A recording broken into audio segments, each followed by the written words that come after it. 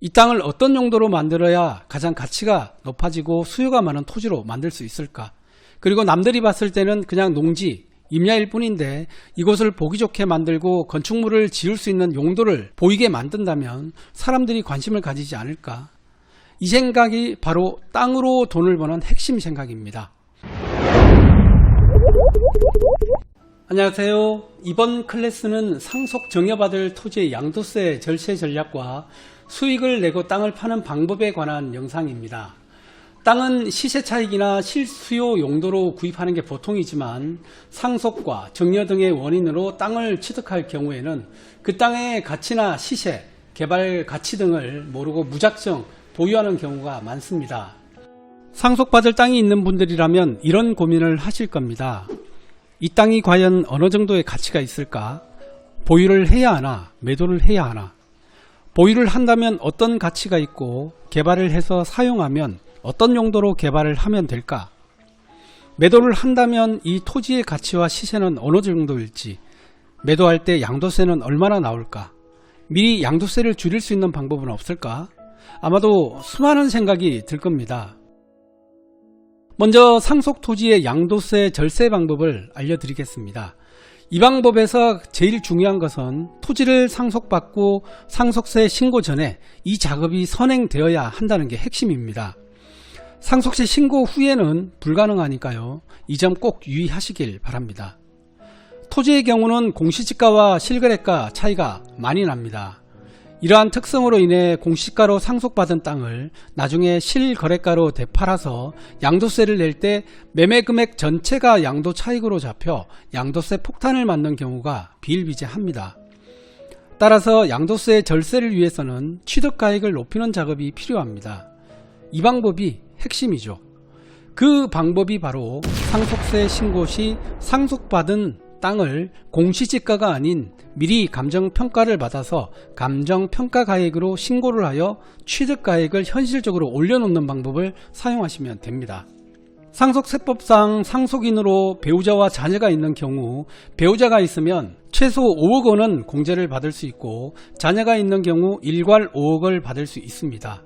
10억까지는 상속공제를 받을 수 있습니다.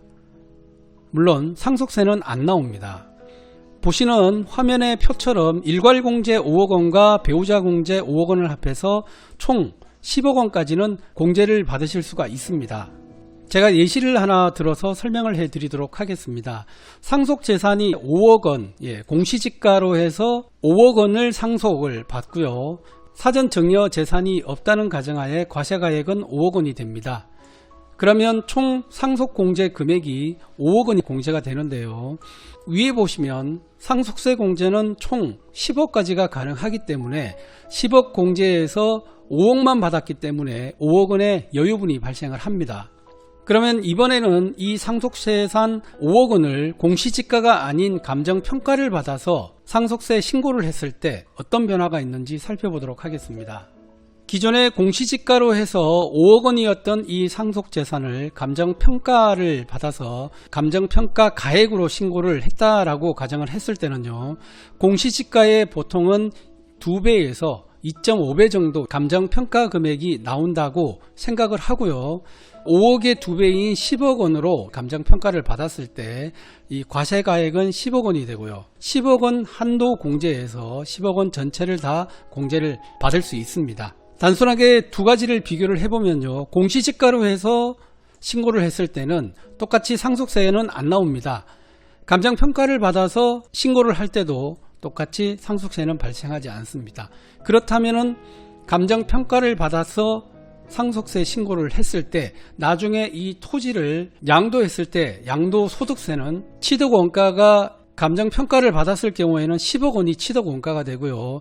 왼쪽 같은 경우에는 공시지가로 신고를 했던 5억원이 취득원가가 됩니다. 5억원이라는 금액에 대해서 취득가액이 더 잡히기 때문에 그만큼 양도소득세가 적게 나오는 효과를 볼 수가 있습니다.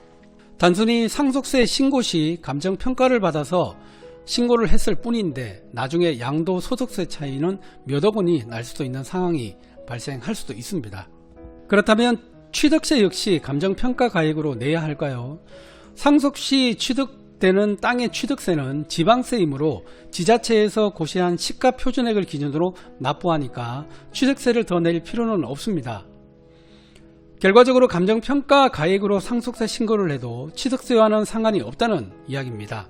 상속세의 개념을 보시면 상속세는 국세이고 시가평가이고 감정평가이기 때문에 조금 전 화면에서 보셨던 것처럼 감정평가 가액으로 상속세 신고를 하시고요. 취득세의 개념은 지방세이기 때문에 국세와는 차이가 있습니다. 그래서 시가표준액으로 신고를 하게끔 되어 있습니다. 따라서 지방세법 시행령에 보시면 제10조 2항에 취득세는 시가표준액으로 한다라고 명시가 되어 있기 때문에 취득세는 더 안 내셔도 괜찮습니다. 상속받은 땅의 양도세 절세는 이렇듯 감정평가를 통해 취득가액을 높여서 해결하면 최소 몇천만 원에서 몇 억까지 양도세를 줄일 수 있는 효과를 볼 수 있습니다. 이렇게 양도세를 대비했다면 그 다음으로 상속토지의 서류 검토와 현장 답사를 통해 이 땅이 어느 정도 가치가 있는지 판단해 보셔야 합니다. 첫 번째로 땅의 공적 장부 서류를 확인부터 해봐야 합니다.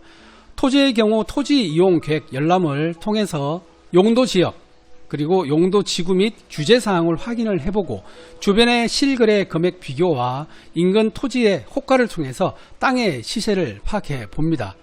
그리고 주변 개발 상황과 향후 개발 계획을 국토종합계획 또는 도계획, 도시기본계획과 도시관리계획 등으로 세부적으로 검토를 하셔서 특히 도로계획 등을 통해서 이 땅의 향후 개발 가능성 및 지가 상승을 종합적으로 검토해서 보유 또는 매도를 고민을 해봐야 합니다. 두 번째는 현장 답사를 통해 서류상 확인한 내용을 현장과 일치하는지 확인하고 지적도를 통해 경계 확인 후 측량 등을 통해 인접 토지와의 경계가 불분명하다면 명확히 해놔야 됩니다.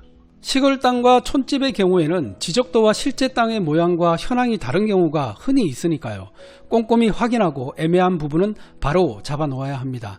지금 제가 시골의 모습을 항공 촬영을 통해서 여러분들에게 보여드리고 있는데요. 여기 보시면 대표적으로 예전에 지어졌던 이런 촌집들이 보입니다. 그렇다면 이런 땅들은 경계 자체가 불분명할 확률이 분명 있습니다. 이쪽도 보시면 지붕이 이렇게 겹치고요. 그리고 이쪽도 거의 맞닿아 보입니다. 이런 경우는 특히 다른 사람의 주택이 내 땅을 침범한 경우도 있고요. 그 반대의 경우도 흔히 발생을 합니다. 내 땅이든 남의 땅이든 서로 경계가 침범되어 있을 경우는 인접 토지 주인과 협의하여 토지 분할과 맞교환 등을 통해서 바로잡아 놓아야 하고 내 토지 위에 건축물 대장이 없는 무허가 건물이 있는지 육안으로 확인하고 있다면 해당 지자체 건축과를 통해 대장을 새로 신청하거나 철거를 하는 등의 조치를 취해놔야 합니다. 지금 보시는 이런 집들이 만약에 건축물 대장상에는 토지만 있고 건축물에 대한 정보가 없다면 상당히 난감하겠죠.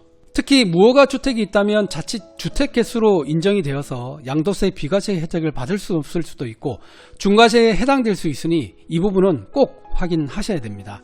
상속 토지에서 중요한 건 현장 확인을 꼭 해야 한다는 점이죠. 바로 이런 부분들 때문입니다.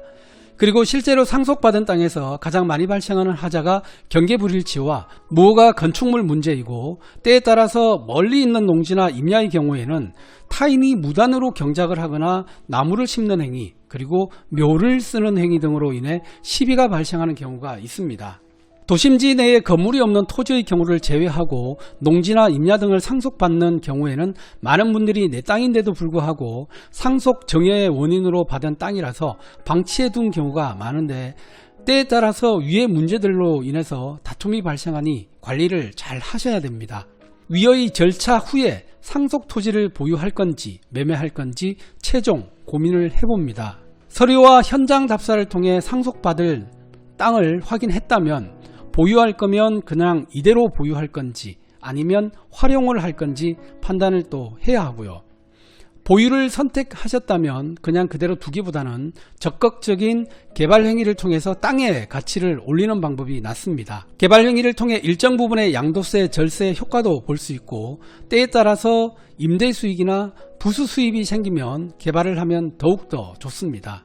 토지의 용도지역과 위치, 형상에 따라 다르겠지만 예를 들어서 토지 위에 주택수에 포함되지 않는 이런 농어촌 주택 등을 지어서 세컨하우스로 이용하는 방법도 있고, 위치에 따라서 조립식 건물을 지어서 임대를 주어 임대 수익을 받거나 수목이나 묘목을 심어서 임업인이나 농업인의 자격을 만들어서 사업용 토지로 만들어 놓는다면 양도세 혜택을 받을 수도 있습니다. 보유가 아니라 향후 매매할 계획이라면 더더욱 개발을 해서 가치를 높인 후 파는 방법을 택해야 합니다. 토지 개발의 핵심은 개발행위 허가를 받은 용도 변경입니다. 예를 들어 현재는 농지나 임야인데 개발행위 허가를 받아서 건축이 가능한 대지로 지목이 바뀔 경우 땅값은 상승합니다. 만약 그 대지 위에 주택만 지을 수 있는 경우도 있고 근린생활시설, 즉 상가를 지을 수 있는 경우도 있을 겁니다. 주택만 지을 수 있는 용도보다는 상가를 지을 수 있다면 땅의 가치는 더 높아질 것입니다. 지금 보시는 항공사진을 보시면 도로가 이렇게 있고요. 그리고 주변에 주택들도 있고, 여기 보시면은 여기는 유명한 카페입니다. 주변은 전부 다 임야로 되어 있지만은 용도 변경과 지목 변경, 개발행위 허가를 통해서 카페를 만들어서 인스타 핫플이 될 수도 있고요. 보시는 이 사진은 제가 약 1년 전에 촬영을 한 항공 영상인데요. 이쪽에 보시면 이렇게 되어 있는 이 토지, 현재 어떤 걸로 바뀌어 있는 줄 아십니까? 바로 이쪽은 야외 골프 연습장으로 현재 바뀌어 있습니다. 지목은 농지이지만은 개발행위 허가를 통해서 지목 변경을 하고 이쪽에 야외 골프 연습장을 건축을 해서 현재 아주 많은 사람들이 이쪽 도로를 통해서 이 골프 연습장이 성황리에 운영 중입니다. 골프 연습장 덕분에 주변에 유명한 식당들도 이렇게 들어서고 집가도 많이 상승했다고 하는데, 대표적인 개발을 통해서 주변 집가까지 상승을 시킨 사례라고 볼 수 있습니다. 또한 경사가 있는 토지라면 절토나 성토, 정지작업 등을 통해서 땅의 형상을 평평하게 하고 눈에 보기 좋게 다듬어 주는 것도 토지의 가치를 올릴 수 있는 방법이고요. 혹시 내 땅이 도로가 없는 맹지라면 인접 토지 주인을 만나서 사용 승낙을 받는 방법, 또는 도로 개설을 위한 최소한의 토지 분할 등으로 도로를 만든다면 토지의 가치는 훨씬 커지게 됩니다. 다만 개발을 위한 최소의 비용은 부담을 하셔야 됩니다. 하지만 비용 대비 상승하는 땅값의 오름폭이 훨씬 많다는 사실 잊지 마십시오. 한 예를 소개시켜드리자면, 마을과 떨어진 나지막한 임야를 상속받은 분이 개발행위 허가를 통해 일부 토목을 해서 지목을 임야에서 공장용지로 변경해서 원래 토지 가격보다 10배 이상 받고 매도한 사례도 있습니다. 물론 공장용지로서 지목 변경 과정이 순탄치만은 않았지만 행정관청에 가서 물어보고 발품을 팔아서 성공한 사례가 있습니다. 또한 관리지역 농지 위에 창고를 지어서 직접 임대를 주어 수익을 보다가 나중에 임차인에게 창고와 그 부수 토지를 매도하여 임대 수익과 매매 차익 둘 다 보고 매도한 사례도 있습니다. 이것도 창고의 모양을 가지고 있는 건물들이 이렇게 보이시는데요. 주변에는 임야도 있고요. 임야가 이렇게 있고요. 그리고 임야를 전원주택 부지로 개발을 해서 분양을 한 곳도 있고요. 그리고 이런 농지들의 지목을 변경을 해서 창고를 사용을 하다가 나중에 땅값이 오른 후에 매도를 하는 케이스가 바로 토지 개발의 대표적인 사례이고 수익을 올린 사례입니다. 이렇듯 토지는 원래의 용도와 형상 등을 그대로 두고 매매하면 제값을 받기 힘듭니다. 정말 위치가 좋은 도심지의 땅을 상속받은 것이 아니라면 이런 고민을 해보십시오. 이 땅을 어떤 용도로 만들어야 가장 가치가 높아지고 수요가 많은 토지로 만들 수 있을까? 그리고 남들이 봤을 때는 그냥 농지, 임야일 뿐인데 이곳을 보기 좋게 만들고 건축물을 지을 수 있는 용도를 보이게 만든다면 사람들이 관심을 가지지 않을까? 이 생각이 바로 땅으로 돈을 버는 핵심 생각입니다. 우리가 지나가다가 이런 곳에 카페가 있네, 또 이런 곳에 음식점이 있네 라고 생각을 해본 적이 있다면 그 토지를 개발한 분은 성공한 것입니다. 토지의 가치는 토지 그 자체에 있지 않습니다. 바로 그 토지 위에 지을 수 있는 건축물이 토지의 가치를 결정하는 것입니다. 주택만 지을 수 있는 땅보다 상가를 지을 수 있는 땅이 더 가치가 높고 1층만 지을 수 있는 땅보다 10층을 지을 수 있는 땅이 더 가치가 높습니다. 좀 더 정확하게 알고 싶으면 용도지역별 건축기준 조견표를 공부해 보시길 바랍니다. 이 자료는 각 용도지역별 건축물의 세부 용도를 기재해 놓은 자료이고요. 내 토지의 용도, 지역별로 어떤 건축물이 허가가 되고 안 되는지 알 수 있으니 어떤 용도로 개발을 하면 좋을지 판단해 볼 수 있는 좋은 자료가 될 것입니다. 채팅이나 이메일로 요청하시면 제가 보내드리도록 하겠습니다. 상속받을 토지가 있는 분들은 제가 말씀드린 방법대로 토지의 가치도 높이고 양도세도 줄이는 방법 꼭 잊지 마시고 실천해 보시기 바랍니다. 감사합니다.